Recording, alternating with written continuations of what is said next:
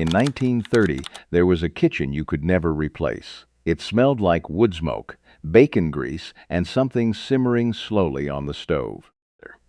The woman who worked there cooked from sunrise to nightfall. She never used recipe books. The knowledge lived in her hands. But over time, we threw those kitchens away. We forgot the meals that fed families through hard times, off five, and replaced them with expensive imitations served in fancy restaurants. These are 60 real meals, the meals that built a nation, the meals our grandparents grew up on, and the meals history almost erased. Number 60. Flour and water gravy. 2 tablespoons of flour. Bacon drippings saved in a tin can beside the stove. Water from the tap. Salt. That was it. You browned the flour in the fat, you whisked in the water, you stirred until it thickened, and you poured it over everything: biscuits, bread, boiled potatoes, whatever you had. In Appalachia and the Ozarks, through the entire 1930s, this was the meal. Not a side dish, the meal. Today we call it pan sauce and charge $18. Grandma just called it gravy. She made it from nothing. She was right. Number 59. Fried cornmeal mush. A pound of cornmeal cost 3 cents in 1933. You cooked it slow in salted water until it was thick enough to hold a spoon upright, poured it into a loaf pan, and let it cool overnight. In the morning you sliced it cold, fried the slices in lard until the outside went golden and slightly crisp, and served it with sorghum poured over. The outside crackled. The inside was soft and dense and faintly sweet from the corn. Today we call it polenta and charge $14 a plate. It was always polenta. It was always perfect. Number 58. Bean soup with ham hock. The ham hock cost almost nothing at the butcher. It was the part no one wanted. A pound of dried navy beans was a few cents more. Together they went into the pot with water and onion and whatever scraps were around, and they cooked all day until the broth turned cloudy and rich and the beans dissolved at the edges. Navy beans are one of the highest protein foods percent ever recorded in American food history. A pot costing 5 cents fed a family of 6 for 2 days. Nothing was left. Number 57. Bread and milk. Stale bread yesterday's, the day before's, torn into a bowl. Cold milk poured over until the bread softened. Sometimes a little sugar. That was supper. In rural New England and across the South through the 1920s and 1930s, every grandmother had a different name for it. Some called it panada. Some called it bread soup. Most didn't call it anything. You just ate it. It was not poverty. It was the original comfort food. The fermented bacteria in slightly aged bread combined with the natural cultures in raw milk made it one of the most gut-healthy meals on the depression table. Nobody knew that word then. Their stomachs knew it anyway. Number 56. Crackling bread. You rendered the pork fat first. What was left in the pan after the fat cooked out was crackling small, dark, chewy pieces of pork skin and fat with a slight crunch. You stirred them straight into the cornbread batter and baked the whole thing in a cast-iron skillet until the top was cracked and golden. In sharecropper cabins across the Mississippi Delta through the 1930s, 1 pan of crackling bread fed a family of 5 for 2 days. The fat distributed through the batter as it baked. Every bite was different. Number 55. Dandelion green salad with bacon grease dressing. The greens were free. They grew in every yard, along every fence line, in every untended lot from Pennsylvania to Kansas. You picked the young leaves in early spring before they turned bitter, washed them, and dressed them warm, hot bacon grease poured directly over the greens, with a splash of vinegar and a pinch of sugar, wilting them slightly. Dandelion greens contain more calcium per ounce than milk, more iron per serving than spinach. German immigrant communities in rural Pennsylvania had been making this since the 1880s. They knew things about the plants growing under their feet that we will spend the next 50 years trying to remember. Number 54. Tomato gravy over biscuits. Canned tomatoes opened and poured into a pan with a little flour and a spoonful of bacon grease, stirred until thick and brick red and smelling of something warm and acidic and deeply right. Poured over scratch biscuits split down the middle.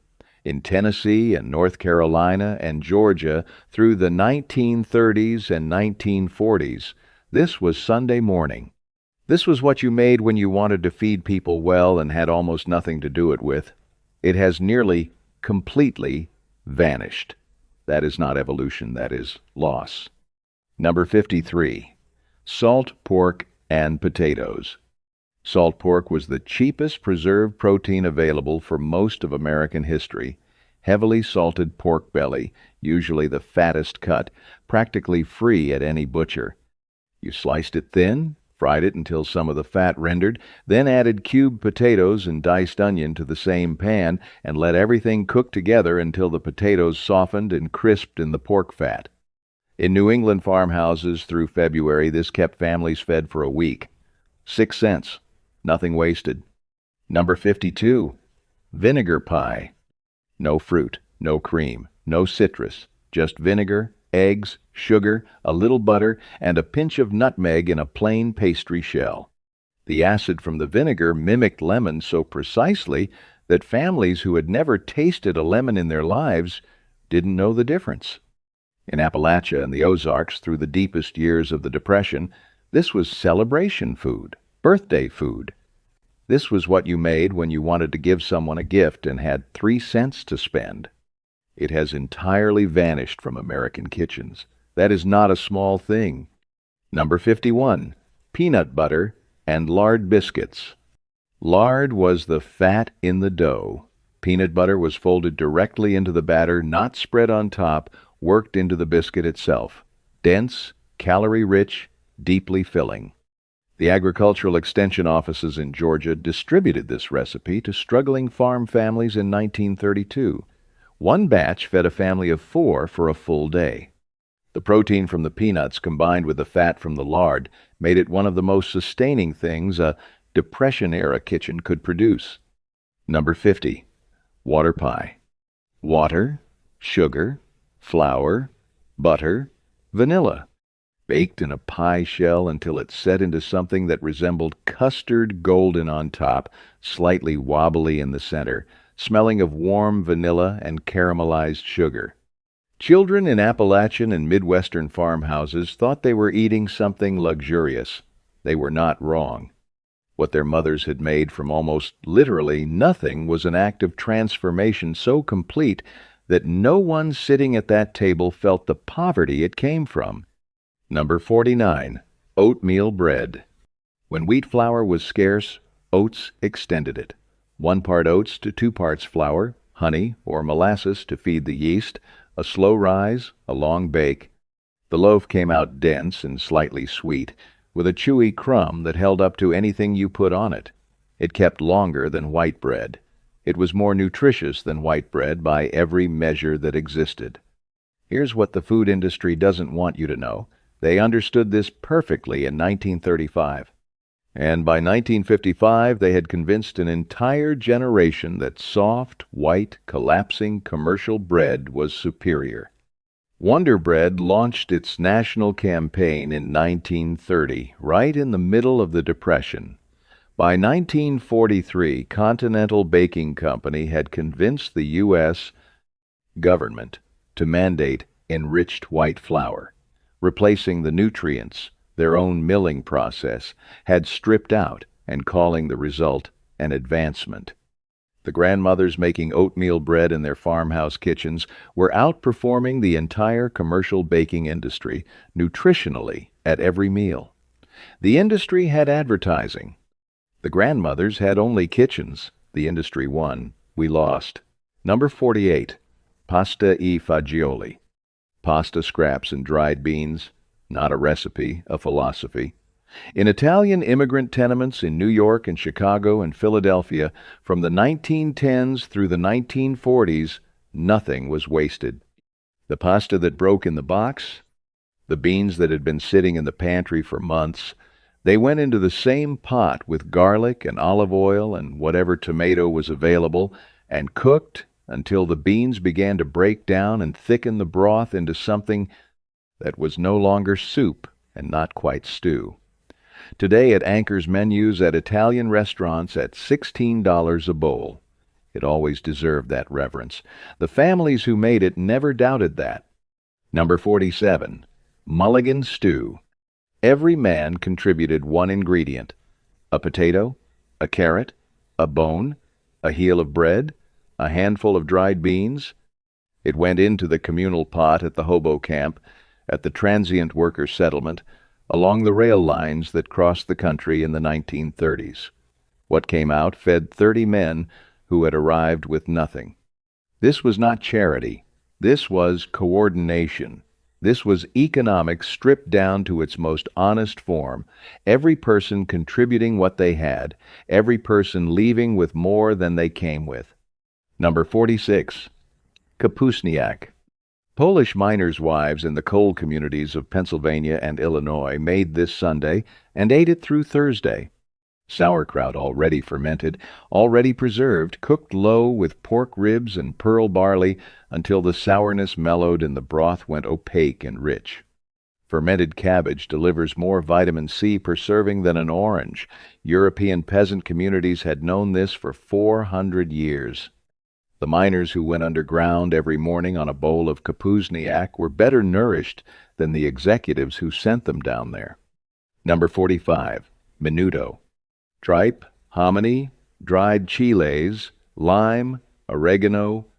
In Texas, border towns, and California labor camps through the 1930s and 1940s, the ingredients cost almost nothing at the butcher tripe was the part nobody else wanted.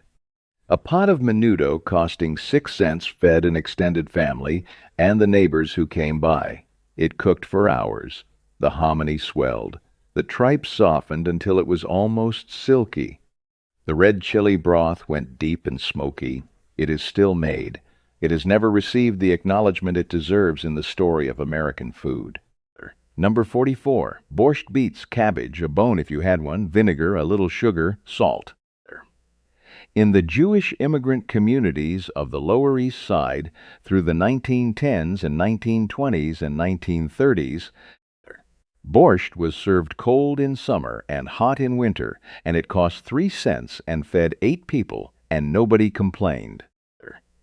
The deep red of the beet broth in a white bowl is one of the most beautiful things in all of food. Today, it is a $12 appetizer at farm-to-table restaurants that have no idea where it came from or what it carried with it. Number 43. Congee. 1 cup of rice, 4 cups of water. Cook until the rice breaks down completely and the liquid thickens to something between porridge and soup. Chinese immigrant workers along the Transcontinental Railroad through the gold fields of California. Through the laundryette districts of every western city, they survived on this when wages were withheld and food was deliberately withheld and the work was killing them. 1 cent per serving. 1 cup of rice fed 4 men. The simplicity of it is not poverty. The simplicity of it is precision. Congee has never received the place it deserves in the history of American food because the people who made it were not considered American enough to include. Number 42. Black-eyed peas and salt pork. The combination of legume and pork fat creates a complete amino acid profile, something food scientists confirmed in the 1970s. 4 generations after grandmothers in the rural South had already perfected the ratio. Dried black-eyed peas slow-cooked with a piece of salt pork and an onion until the peas were completely tender and the pot liquor had gone thick and slightly smoky. 3 cents. This fed communities through slavery and through Reconstruction and through the Depression. The knowledge in this dish is older than the country. Number 41. Haluski egg noodles, cabbage, butter, onion, 4 ingredients. Slovak and Czech steel workers in Pittsburgh mills ate this after 12-hour shifts. Their wives made it fast because there was no time for anything slow. The cabbage cooked down sweet in the butter. The noodles absorbed everything in the pan, the onion caramelized at the edges. It was not a side dish, it was the meal. Every plate scraped clean before anyone spoke. Number 40. Hoppin' John, black-eyed peas and rice cooked together in the same pot. 5. Seasoned with smoked pork, served with whatever greens were available. The roots of this dish are West African, carried across the Atlantic under conditions too brutal to describe and adapted by enslaved people who had 5. No choice but to create sustenance from what they were given. It survived slavery and Reconstruction and the Depression and 100 years of being ignored by mainstream food culture. Every New Year's Day, food writers rediscover it. Every other day of the year, they forget again. Lutefisk and potatoes. Dried cod reconstituted slowly in lye water over several days until the fish returned to something like its original texture, soft, translucent, faintly gelatinous, then boiled and served with boiled potatoes and butter. Scandinavian immigrant communities in Minnesota and Wisconsin ate this through brutal winters when nothing else was available. The preservation method was ancient, centuries of Nordic winter knowledge encoded into a single technique. They knew things about keeping food alive without refrigeration that we will spend the next 50 years trying to remember. Number 38. Colcannon. Mashed potatoes with cabbage or kale worked in while everything was still hot, finished with butter and scallions. Irish famine survivors brought this to Boston and New York and Chicago in the 1840s and kept making it because it was what they knew and because it was one of the most complete meals a potato could become. The combination of potato and dark leafy greens provides a nutritional range that neither ingredient achieves alone. Almost no one outside Irish immigrant families makes it anymore. Number 37. Pinto beans and tortillas. Pinto beans slow-cooked with lard and salt until the skins broke and the beans thickened their own broth. Hand-pressed tortillas, masa, water, salt, a hot comal 30 seconds per side. The tortilla was the spoon in the plate and the bread all at once. In Mexican and Mexican-American communities across Texas and New Mexico and California through the 1910s and 1940s, this fed entire extended families of field workers for 2 cents. Grandma just called it frijoles. It was not simple, it was mastery. In 1947, the USDA published a study comparing immigrant community diets to mainstream American processed food diets. The immigrant diets, the borscht, the beans, the fermented cabbage, the slow-cooked legumes, outperformed on nearly every measurable nutritional metric. The study was filed. It was not publicized. It was not distributed to the public. The processed food industry was already buying advertising space in the same government publications that might have carried it. That is not an accident. Number 36. Son of a gun stew. The night a steer was slaughtered on a cattle drive, the chuck wagon cook got everything that couldn't be preserved or sold. Heart, liver, kidneys, tongue, marrow, gut. Everything went into the pot. Cowboys fought over the marrow gut, which is the tube connecting the stomach chambers, and which, cooked right, has a richness that no conventional cut can match. This was the reward meal. The feast after hard work. The celebration that cost nothing because it was made from what would otherwise be thrown away. Number 35. Chuck wagon beans. The cook started them at sundown. Pinto beans, salt pork, a dried chive, an onion, into the Dutch oven, buried in coals, covered with the lid. By sunrise they were done. The beans had cooked so long they were creamy all the way through, the broth dark and smoky from the pork and the coals. Every cowboy on the drive ate them. 2 cents a serving. The Dutch oven method produced results that no stovetop pot can replicate. The even heat from all sides, the long slow time, the coal smoke that entered everything. Number 34. Sordo flapjacks. Gold Rush prospectors in California slept with their sourdough starter crocks tucked against their bodies to keep the culture warm through cold mountain nights.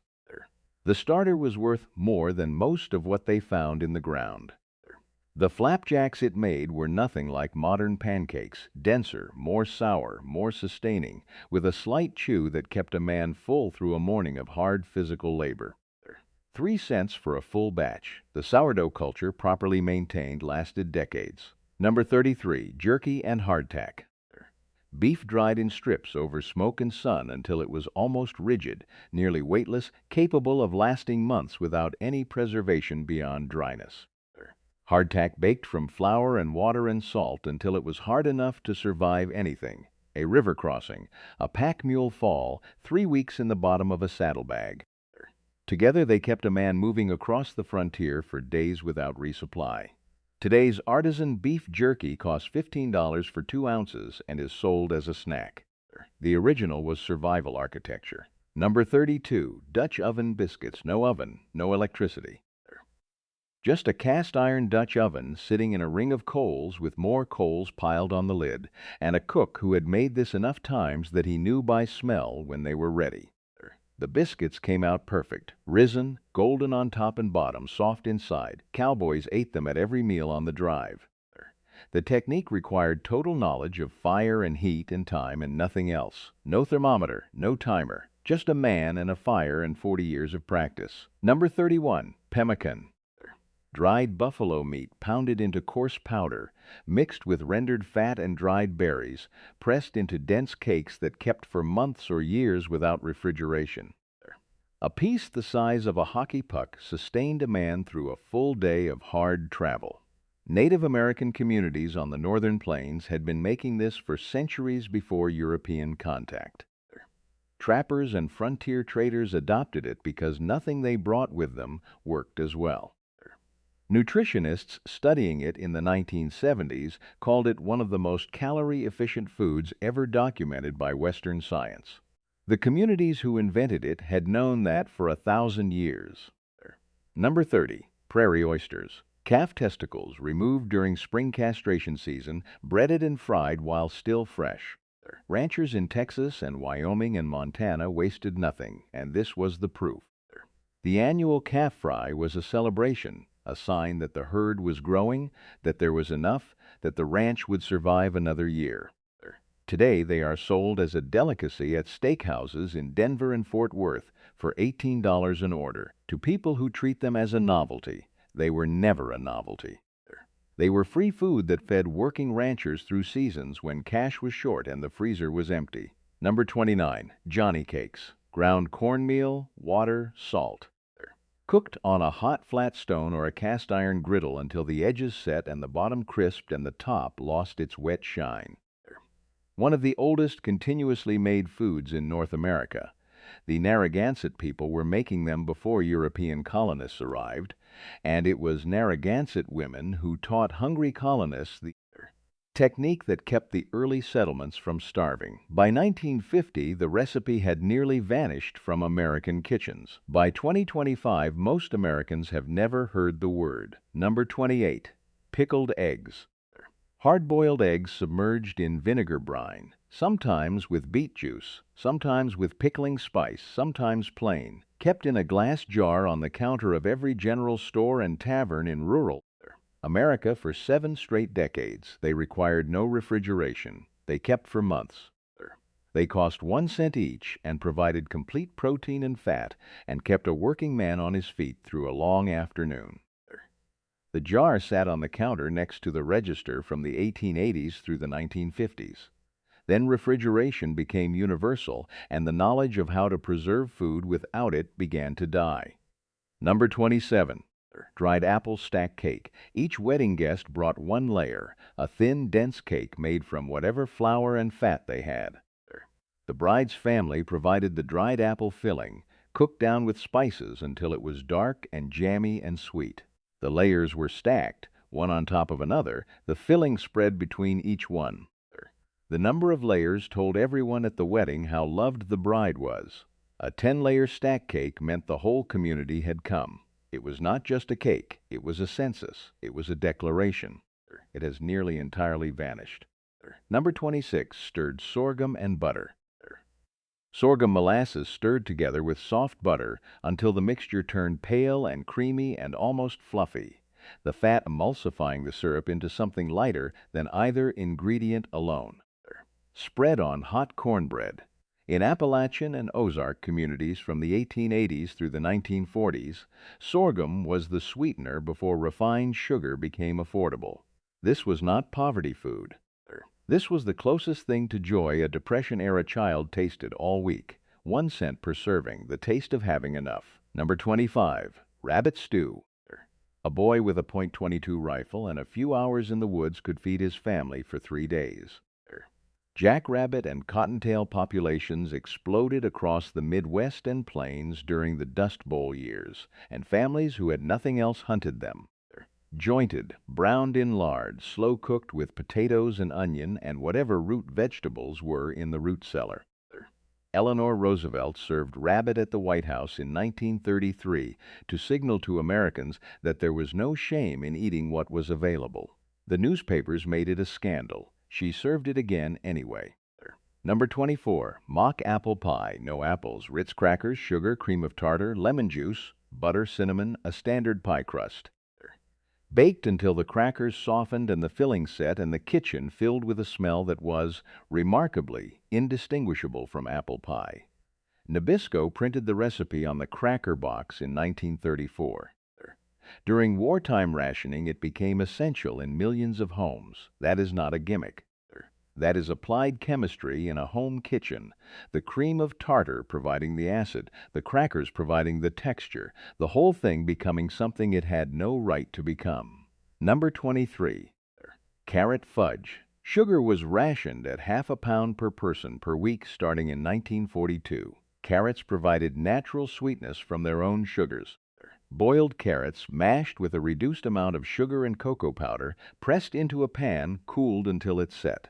Children in rationing-era households reached for it like it was candy. It was candy. Their mothers had simply learned to extract sweetness from a different source because the conventional source was locked behind a ration book. Number 22, cream-chipped beef on toast. Every soldier who served in World War II knows this by the name they gave it in the mess hall, which cannot be repeated here. Every grandmother who made it at home called it something with more dignity. Dried beef, salt preserved, sliced paper thin, reconstituted in a white cream sauce made from flour and milk poured over toast. It stretched a few ounces of beef into a full hot meal for 4 people, 5 cents. The cream sauce was the point, thick and rich and coating everything, making a small amount of protein feel like abundance. Number 21, Spam and Potato Hash. Hormel introduced Spam in 1937. By 1943, they were shipping 15 million cans a year to Allied forces across every theater of the war. At home, the wives diced it with potatoes and onion and fried everything together until crisp at the edges. In Hawaii, where it arrived with American military forces, it took root permanently. Spam musubi, Spam fried rice, Spam in Saimin noodle soup. Hawaii now consumes more Spam per capita than any other state. What started as a wartime necessity became a cultural touchstone. That is not what the people who made it expected. Number 20, Victory Garden vegetable soup. By 1943, 20 million Americans were growing Victory Gardens that produced 40% of the country's vegetables. The soup was whatever came up that week: tomatoes, beans, summer squash, collard greens, whatever the garden gave, simmered with a soup bone until the broth went deep and the vegetables melted into each other. It cost nothing beyond the work of growing it. After the war ended, the USDA encouraged Americans to stop growing their own food and return to buying commercially grown and canned produce. Most of them did. The gardens went back to grass. Number 19, corn syrup cake. Sugar rationing forced home cooks to substitute corn syrup, which was not rationed, in baking. The resulting cakes were denser and moister than their sugar counterparts and kept longer without going stale. The irony is clean and brutal. Corn syrup, used as a wartime necessity because sugar was scarce, is now the primary sweetener in virtually every processed food Americans consume, added not because sugar is scarce, but because corn syrup is cheaper to produce and keeps products shelf-stable longer. The war is over. The corn syrup never left. Number 18, bean and barley loaf. Meat was rationed. The The loaf was pressed into the same pan the meatloaf used, seasoned with the same onion and Worcestershire and black pepper, baked at the same temperature, sliced at the table the same way. Cooked beans and barley combined had enough density and protein to hold the loaf together and enough flavor to carry the seasonings. Families who made it didn't announce the substitution. They seasoned it correctly. Nobody at the table felt the absence of meat because the cook understood that seasoning is everything. Number 17, vinegar cake, no eggs, no butter, no milk. Vinegar and baking soda reacting with each other to create the lift that eggs normally provide. Flour, sugar, cocoa, or spice for flavor water, a spoonful of fat, baked in a square pan until a toothpick came out clean.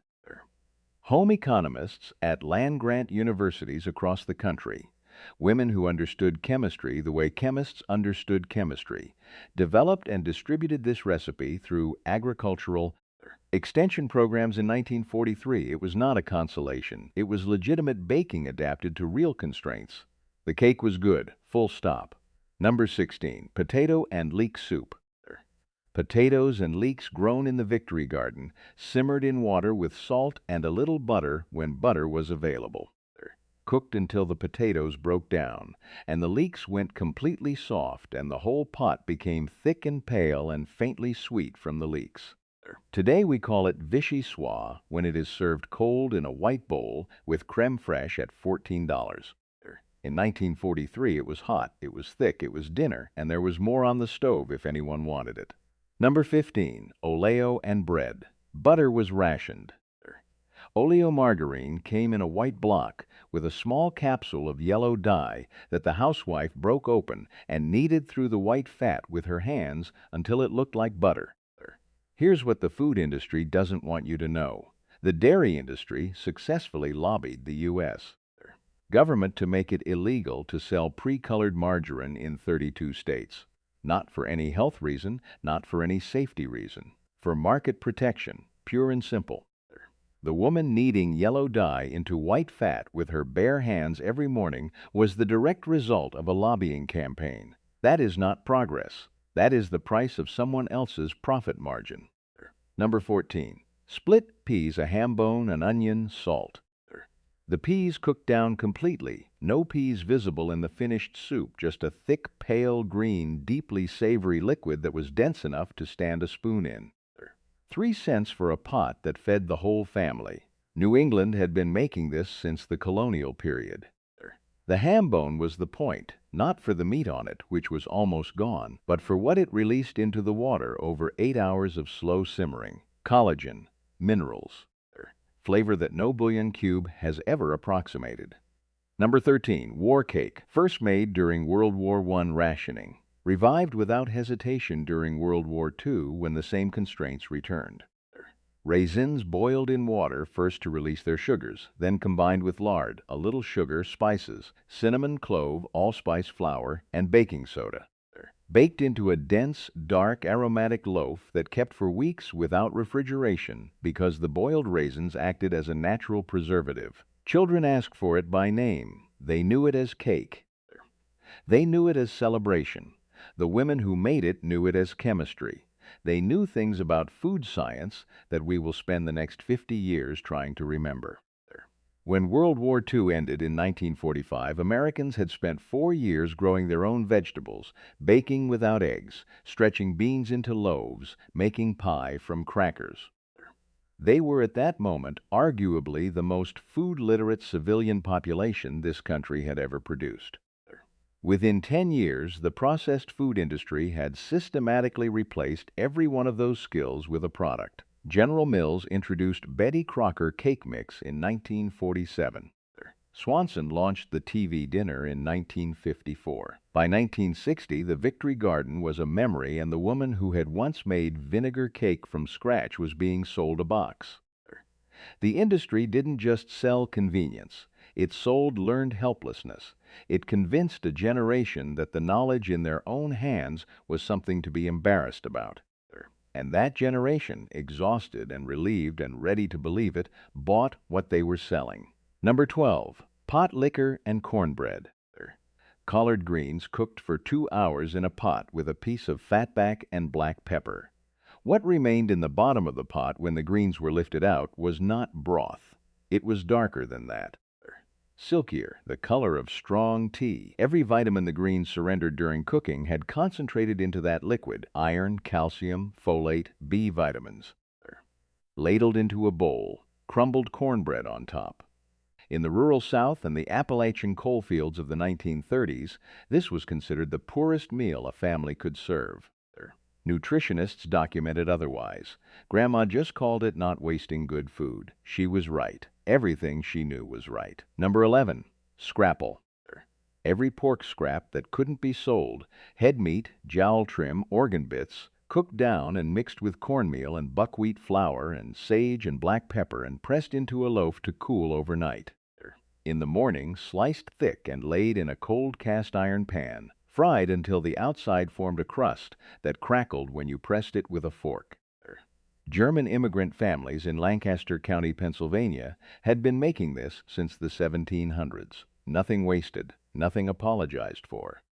Monday morning breakfast in 10,000 Pennsylvania Dutch farmhouses. Today, it is a regional delicacy. It used to be survival. Number 10. Burgoo. 100-gallon iron kettles, county fairs, political rallies, church homecomings.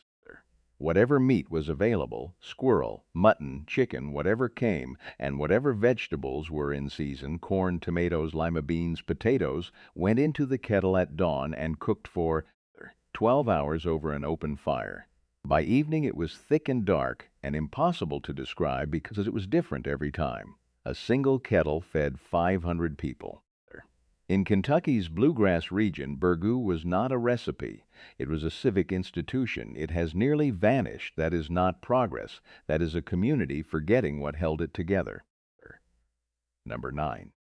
Pig intestines, cleaned. A process that took most of a full day, the kind of labor that most people today will never do for food. Boiled for hours with onion and pepper and vinegar until the smell that had filled the kitchen gave way to something rich and deeply savory. African American communities in the rural South made this from the parts of the pig that no one else wanted because no one else wanted those parts to go to them.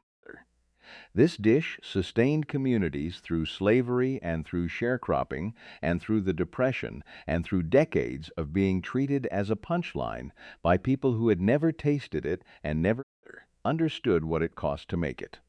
Number 8. Ploy, buckwheat flour, water, a pinch of baking powder, poured thin onto a hot griddle and cooked on one side only, never flipped. The bottom crisped lightly. The top stayed soft and slightly porous, perfect for absorbing butter or maple syrup or bean soup or whatever was on the table.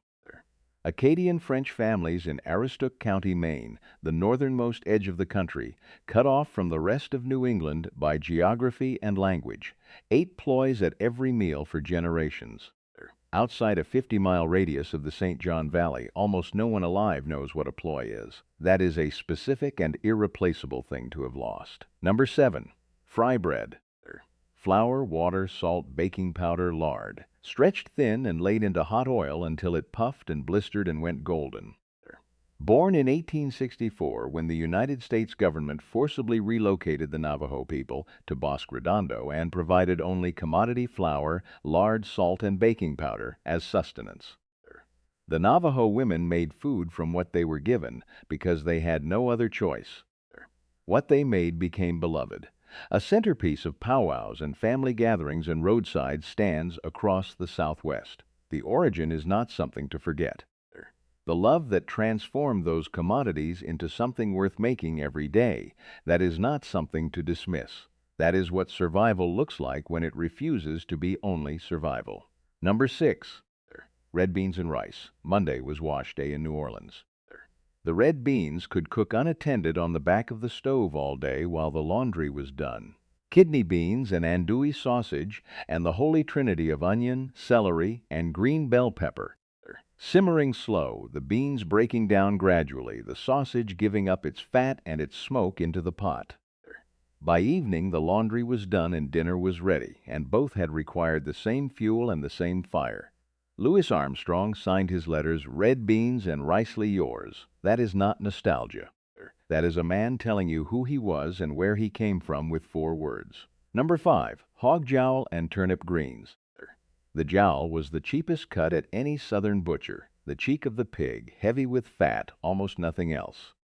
Slow cooked with turnip greens until the pot liquor ran dark, and the greens had given up their bitterness, and the jowl had given up its fat, and the whole pot smelled like something that had been tended all day. Turnip greens contain more vitamin K per serving than almost any other vegetable.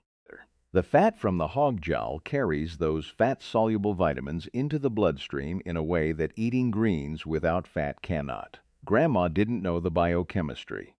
She knew what made children grow straight and strong. She was right. She was always right. Number 4. Nopales and eggs. Prickly pear cactus pads, the spines scraped off with a knife, diced into small pieces, cooked in a pan until the moisture released and then evaporated, and the nopales went from slimy to tender. Eggs scrambled in with diced chive and onion. In Mexican and Mexican-American communities across Texas and Arizona and New Mexico, the cactus grew free along every roadside and fence line and in every yard. It cost nothing. Today, nopales are sold at Whole Foods for $4 a pound and labeled a superfood. They were always a superfood. The grandmothers who cooked them knew it. They didn't need a label. Number 3. Mush and milk. Cornmeal cooked slow in salted water, stirred constantly until thick enough to hold its shape in the bowl, ladled out hot, cold milk poured over until the edges began to set against the cold.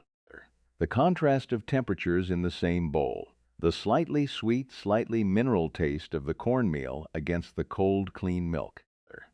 In rural Midwestern farmhouses and on the Great Plains from the 1880s through the 1940s, this was breakfast, this was supper, this was what you ate when there was nothing else, and also what you ate when there was plenty, because it was good and it was honest and it cost 2 cents and it filled you up.